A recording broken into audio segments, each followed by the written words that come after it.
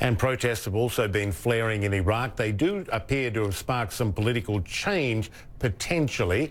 After almost 2 months of unrest, the country's Prime Minister says he will submit his resignation to Parliament. It is significant he hasn't submitted it to the President, which would be more immediate. He does say he's going to step down, though, after Iraq's top Shiite cleric criticised the government's response to the violence. Many protesters in Baghdad reacting to the news with celebration.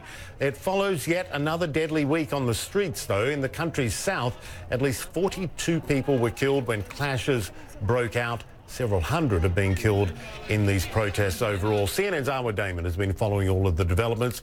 She has more now from Baghdad. Demonstrators danced, shot off tiny fireworks in Baghdad's Tahrir Square as the news spread. Iraqi Prime Minister Adel Abdel Mahdi would resign. It's a celebration that came at an unbearable, unnecessary price.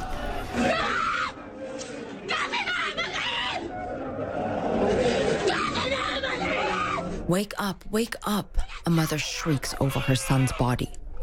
He, one of more than 40 gunned down in 48 hours in the southern Shia city of Nasiriyah, where eyewitnesses described streets being turned into rivers of blood. This young man, also killed there, wears a t-shirt that says, "We want a nation." This is the scene at the morgue in Najaf, home to some of Shia Islam's holiest sites, heavily influenced by Iran. And a heartbreaking post asks, "Does anyone know this young man?" "He's my son Mehdi," is the first comment. The square at the epicenter of demonstrations in Baghdad is lined with shrines for those who died, nearly 400 countrywide. Visitors pray for the souls of people they never met. For Sadib, it's her way of thanking them for the future she can now dream of for her 2 children, who she brought here for the first time. Yes, they are too young to really understand, she says, but I want them to come and experience this.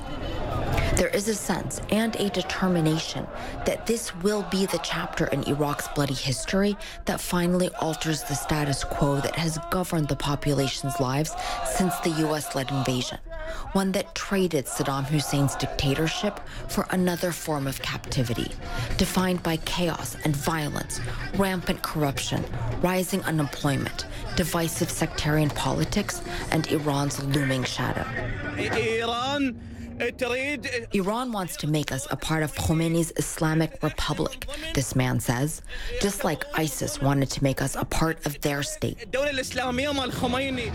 Rare to hear such harsh words expressed publicly against Iraq's neighbor, whose militias and political influence wield ultimate power here. But the barrier of fear is breaking.